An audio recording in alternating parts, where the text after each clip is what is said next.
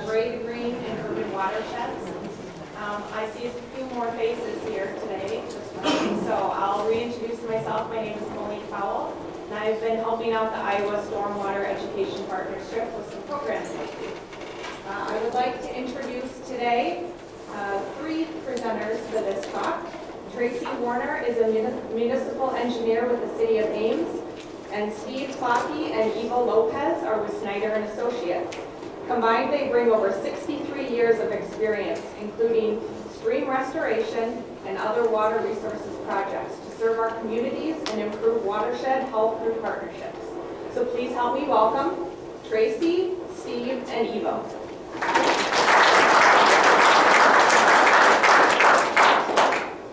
Thank you. First, I'd like to start recognizing an integral member also that participated in this project, Terry Brown with the Iowa Homeland Security that is sitting here in the front. So he'll be able to also help us with questions.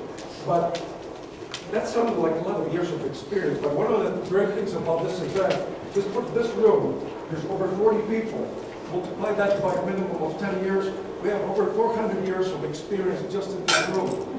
It's that passion, as we saw Chad presenting all the garbage cleanup of the Mississippi and all that, that really inspires me. I don't know how many of you, but one of the great things about this yearly event of the Iowa Water Conference is that it helps rejuvenate and energize me to keep going for the rest of the year, and he has to deal with property owners and all those bureaucratic paperwork that we have to deal with. So, with further ado, I'll let Tracy start with the project. Thank you, Evo. And I'm not sure Tom hit it on the head of 6 times with retired lawyer, because I think some of our retired property owners or retired lawyers, that's about 6 times per day, I feel like, on certain days that we're getting calls on. So we're here to talk about a project that is literally just down the street from where we are. So your car is probably parked here in the parking lot somewhere. We are over here. As we look out over Fisher and the theater's over here. The project we are talking about is right down the street. So this is Lincoln Way and University, and this is Squaw Creek. As you can see right there, when we refer to a low-head dam, that's where that is. So you've heard many times, City of Ames tends to have multiple major flood events. This project came to our site in 2010 when we had one of those extreme flood events. And as you can see, with the water rising, this is Lincoln Way, and this is the pedestrian portion of the bridge. The flood waters are extreme. The flood waters come in and fill even this area, and the water is moving extremely fast through there. In the middle of our emergency response time during that 2010 flood event, we ended up with a water main break. And finding a water main break in floodwaters is probably not the most fun task for our operations crews, I can guarantee you that. So we have an existing 24-inch water main that is just downstream of the Lowhead Dam. As you can see with the topo, the erosion that's happening downstream of this, plus the bridge and the booster station there, all limits what we can do there. So we had a water main break. The 24-inch was suspected as being that break. And when we attempted to repressurize our water system, we had trouble pressurizing the west pressure zone because we have 2 different pressure zones. And so we saw how significant this existing 24-inch water main was. The break didn't end up being on this main, it ended up being on a main down on South 4th Street, but we ended up realizing the extreme importance of this water to our water system. So we wanted to make sure that this erosion continued to be kind of kept under control so that we could move forward with that protection of that major infrastructure. So sometimes things move very quickly, This project did not. So we had several projects that we were working on in response to the 2010 floods. And some of them were localized in neighborhoods, some of them were in response to repairing or protecting infrastructure. This project, as you can see, we were very happy to start construction in 2016. And so we all, it was a good day. It was a very good day. So patience, I think, is part of that story. So partnerships were extremely key in this, even though it's a small area, over such a long time frame and all the different sources and impacts. As you can tell, there were a lot of people involved. USGS has gauges just upstream. You have, of course, you have DNR, Army Corps with permitting. FEMA, when we first started this project, had one approach to projects. They kind of changed that approach to projects, which they'll touch on. And then, of course, working with property owners who view that area as their own, of being, even though it's a public waterway, they still view it as part of their yard. With that, I am going to turn it over to Steve. So Tracy touched a little bit on the timeline, and I guess we're just going to kind of walk through how this project developed and unfolded over the last few years. But so the floods in 2010. After that, everyone kind of regrouped and they were looking for something to do on the site. And funding-wise, they looked at FEMA for some funding for their hazard mitigation grant program. So we filed a notice of intent in August of 2011, just to get the project on the books, and at that point, get a conceptual design with FEMA, and through that process, FEMA's approach at the time was the project had to be focused primarily on protecting that water main. So that was the key issue that was driving the project, is protection of the water main. Water main came down in the stream bank slope to go under the creek. That stream bank was eroding. There was concern that it should get exposed and possibly washed out. So the focus again was on protecting the water. FEMA indicated that their funding would really only go towards any sort of hard armoring or protection of that water. So that's why we just had, from a conceptual standpoint, came up with just a quick sheet pile design. We're looking at just trying to get some cost estimates put together.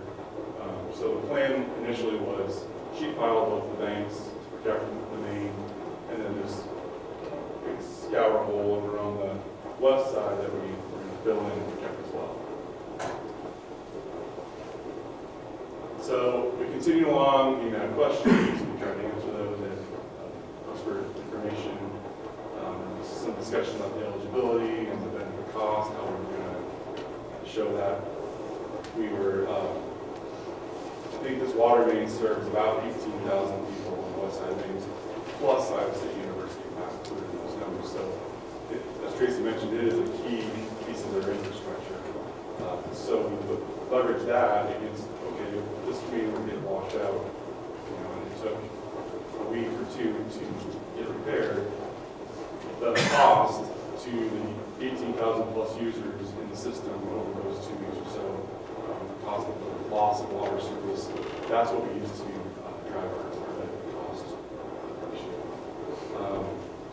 So that got turned into FEMA in September 2012, and at that time, they were out of money.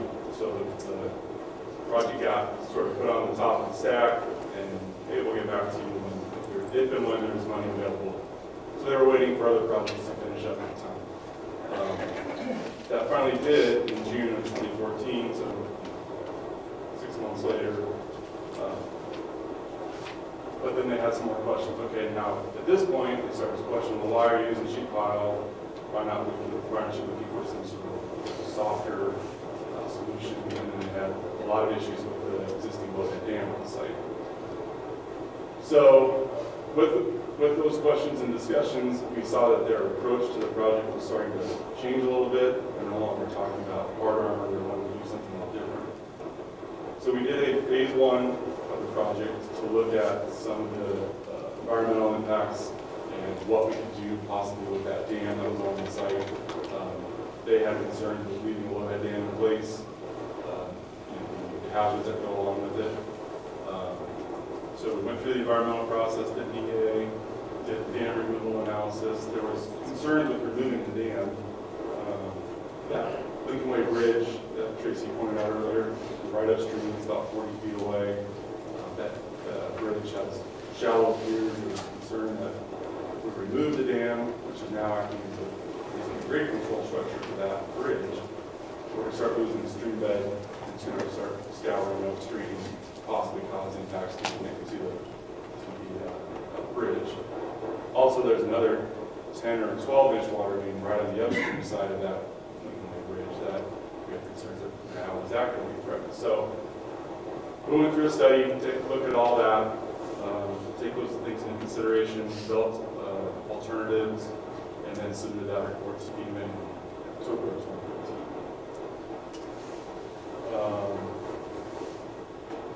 Anybody want to take over here?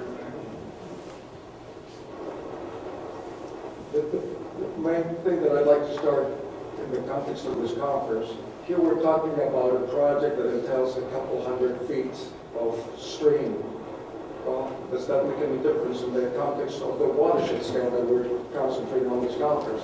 Well, when you have the complexity of the Lopez Dam that is affecting fish passage and other, if we achieve that connectivity just for fish passage, then it has an implication that goes beyond just this small little section. So this is an example on how a project that is protecting infrastructure and addressing some of those issues and risks, that is also providing a benefit to a wider picture for the health of the stream.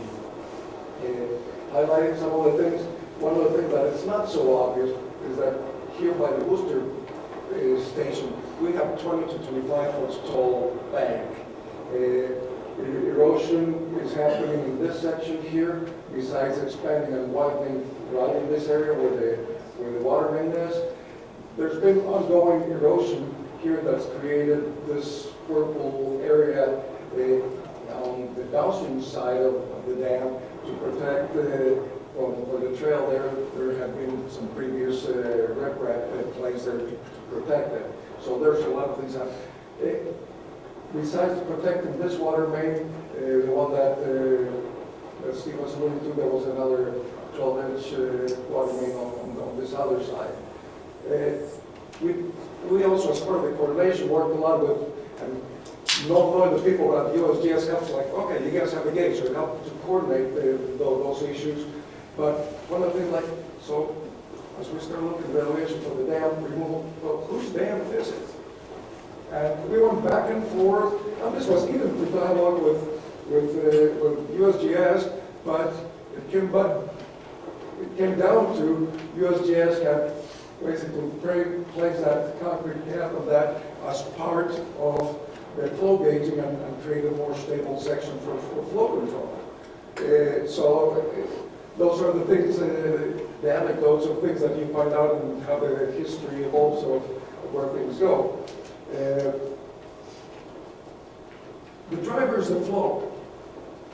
One of the things that we have to bear in mind is like we have low flow conditions or normal conditions that I'll call, where you have a 3 foot or so drop, that you can see that's a barrier for fish. It's a barrier also for recreation, for boating, although the flow variability can still affect what is feasible or not. There's been, like 2012, that was very dry, that it basically dried up, the whole creek. But you have flows that are near backfull, the geomorphic backfull, that are in the order of 1,000 or so CFS, but then you have the 2010 flood, that you have quite the magnitude. So the question is, what do you decide for? What do you protect for? But in this case, in this context, with the water main, the infrastructure, the bridge, there's something that needs to go beyond just protecting that lower base flow or geomorphic backflow flow type conditions. This diagram here shows the fortunate about being at a location where you have a stream gauge, you have a wealth of information, so you can see what is normal. The green is basically the normal flow condition. So they can range basically anywhere from about 10 CFS to over 200-300 CFS. So even designing for fish patches and that normal flow, you know, what do you do with the dam is critical. What are some of the conditions that we found? You know, you have that tall 20, 25 foot bank right by the booster station that is really eroding rapidly. I mean, here you don't see that this is a 25 foot right by the booster. With the vegetation, it's hard to tell, but it was almost a vertical drop, and it was a matter of time on how fast that was going to advance toward the booster station as well. Besides erosion, like I pointed out, the erosion downstream of the dam and this recirculating in eddies, the issue with safety, with this flows for some kayaker. Although we didn't do a formal public process in dealing with kayakers and other recreational users, as part of the assessment in walking there, run into people that use this for kayaking, with the bikers, the bird watchers, and a lot of people, the fishers, people that use this site. One of the things is, this is a stream that carries a great deal of sediment because of the widening and that lower area to accommodate the trail under the bridge. It's an area that is ongoing maintenance because it's a sanded position. There's areas where the bank was over 10 foot tall and you still had sanded position there. So just to understand the magnitude of the sediment loading in this stream is important in trying to see what solutions or what things can be addressed. As part of the hydraulic analysis, so the big thing was we removed the dam. Many of you have heard American Rivers, for example, has a greater experience. There's a great national tendency to remove dams, especially low-head, so there's safety and other issues in fish passes and others. So we did due diligence. There was a model developed by the Iowa Flood Center as part of the flood mitigation study that was done in 2012, 2013. We used that to estimate, okay, what would happen if we remove the dam, and what it boiled down to is, here's the dam up near backflow flows. If we remove the dam, it will basically just move or shift this drop basically closer to the piers and putting at risk the bridge. So that was made. In addition to that, it was basically an additional 5 or so feet to address here at the critical 20 to 25 foot tall bank. We contemplated several solutions. Well, not doing anything was not an acceptable solution. Complete removal of the dam had its consequences. But obviously that was the trend of what was sort of the preferred alternative of what we were looking at. But then, well, I don't know how many of you are familiar with Looper Island from Minnesota, coming and having worked in Minnesota. I was exposed also to the arch rapids concept that basically looks at mitigating some of the impacts of low head dams. So that was one of the concepts that was visualized as part of the restoring a gradual transition, also modifying to a certain degree the dam itself. This is if we remove the alternative of removing the dam, it would still require a significant expense in protecting the two water mains and having to address stability and geotechnical stability on the taller bank. In the dialogue, for instance, with FEMA, one of the things that we were trying to make them understand is that, well, this concept was steering away from the sheet pile. However, we could not throw completely that off because of the tall bank and a lot of the restrictions that we were still trying to scope and see what was going to be feasible. At the end, as we moved into the selected alternative, which was basically, there was a stability on the upper side of the dam, on all these areas that it's like, well, let's leave it as is, that area is stable. And if we created a gradual transition, that I don't know if you see the contours there, but the tallest part of the bank is this little section here. So just being able to gradually create that transition there provided an added level of safety. In fact, it is that removing the dam and lowering that farther to this lower level. Here, to address that, we're basically restoring, filling just to create a floodplain bench in that area. I'll pass this to Steve to dwell on one of the other topics that we have to always address in this type of project. So again, back to as the project progressed, we finally got approval to start the project from FEMA in May of 2016, but it came with a little bit of a catch. It had to be done, closed out with FEMA by April of this year. So we had a little less than a year to design it, acquire necessary easements and right-of-way, do the permitting, get it constructed. So had a little bit of a time crunch, but as we worked through it, it did come together. Everybody worked well together, and we were able to get it put together. Here is what we ended up with for our plan, and you can jump in here too if you want, but essentially what, he kind of touched on this already, but essentially what we ended up with was right below the dam, we filled in, there was a scour hole there, we filled that in and constructed a base, basically a ramp down from the dam down to this existing stream, and then installed these weirs, these rock weirs along the way to act as sort of a stair step to take the flow from dam height down to the stream bed height. I know he said. Well, I think we better move on to show the picture, Yeah, because that's going to do more justice, so let's move on. So, just, I guess, some of the permitting coordination, obviously have the ODNR, floodplain, we did request out-of-order processing, and they worked through this fairly quickly. The core, luckily we had been dealing with the core early on, so once we had the project underway, it was very quick to get through the core process, and the city was great to work with as well. And the partnership with DNR, the support that they provide in the permitting process versus is critical when you have a time crunch on when this project needs to be done. So all those partners really make a difference on how the project can proceed. Okay, so in September, we let the project, great, we're gonna get started, get it built this fall, it's gonna be, we're gonna get it wrapped up before the end of the year, and got the project let, and then it started raining. And it's kind of hard to do a stream project, the flows are up, so that got pushed off. We finally were able to get started, I think it was December 1st, the contractor was able to get in. Another thing that caused a problem is October rolled around and there was no revetment material available. It was all used up. So even if it was dry, we wouldn't have been able to start because there was nothing to put on the ground.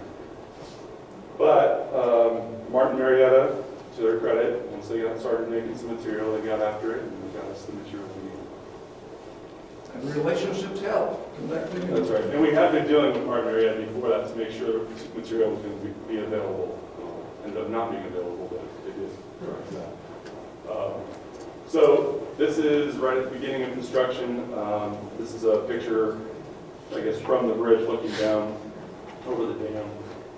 And the contractor started construction by basically filling in that scour hole and building a base for them to work on. And then they worked from the east side, which was actually the tall thing, which is not what we thought they were going to do, which is a whole other issue, but it just worked very well. So I give credit to TCI. They did a good plan. Put the raw material on the east side, built the ramp down into the creek, and then tracked it across bucket by bucket, which was slow but worked. And filled in raw material over, filled in this whirlpool area over here, and then right here they're holding rock key, and then all the rock material, of course, that went over here, they just tracked it across little by little. So that was mid-December, that last picture. Then it got really cold. The weather this winter was insane, hot cold, warm and cold, but so late December it got really cold. They actually had to shut down just because their equipment was having a hard time running during the sub-zero temperatures. So that was a couple days we lost there. Then again, still late December, they did get started again and started bringing in the weir material. And that's what they're doing here, is placing these weirs. So stone by stone, they brought these in, and these were between 3,000 and 5,000 pounds apiece. And they placed these one at a time, bucket by bucket. And Ward Owen standing out there in the freezing cold weather with his GPS, trying to figure out where to put these things and make sure they get set at the right elevation. But he did it. And another thing we did was at the dam to sort of channel the flow to the center of the stream. We notched out the concrete on the dam, and you can kind of see that here, that it's more concentrated in the center. And if I may just into Yeah. the challenge, what do you design for? Because when you have flows that can be as low as 10 and 20, and you want to try to secure passage of fish, so that was the challenge. Okay, how do you size that? So I'll spare the details, but that was one of the factors that was considered in the design and the modification of the dam. So this is kind of the end of the project, looking upstream. You can see now we've got sort of stair steps transition. We've gotten rid of that drop coming off the lower dam from upstream and down. You can see the weirs in here. Just make a shot of the weirs. Close up of the weirs and the notch to the dam here. And one of the things that I'd like to emphasize is that as part of the specs, we have to be careful on the quality of the rock too, because we didn't want the soft limestone that would break down too fast, so to speak, and defeat the sustainability of the project. And then just, I guess this was just kind of interesting, right after we got approval to move forward with the project, Memorial Day weekend, there was actually a near drowning. Two folks were out kayaking and got caught in that undertow out on the dam. So it's kind of a, wow, I think we're doing the right thing here, mitigating the effects of the dam, kind of brought that all to light. So it felt like doing something important. And then we had a video, it's not playing, but we got a video showing the flow. If you guys have everything else, otherwise we'll pass it To to the you. next one. This is the closing. So to summarize, the project brought multiple benefits. Not only protected the infrastructure, the water mains, the toll bank, the erosion affecting the booster station area, but also you have a lot of good access there. We created mile slopes to be able to have access for fishery for people that just want to connect with the river. Potential kayaking, depending on what the flows are. So we achieve multiple benefits. Now that the frost is out of the ground, the vegetation is starting to get restored. It's been up and down, like Steve said, but 70 degrees and then 30 degrees. So that's happening here. Actually, I think they just showed it. So it's a short walk to the project site. So If you walk to the side, I recommend that you go from the west side to the trail, or from the park side to the road back to the orange side. Excuse me, I have two questions. One is, how did you notch out the existing weir, if you want to call it? How did you do that? Number two is, how did you determine what size rocks to use? So What guidance? the notch out of the weir, we left it up to the contractor, but what they ended up doing is basically we only had it's only a 6-inch deep notch.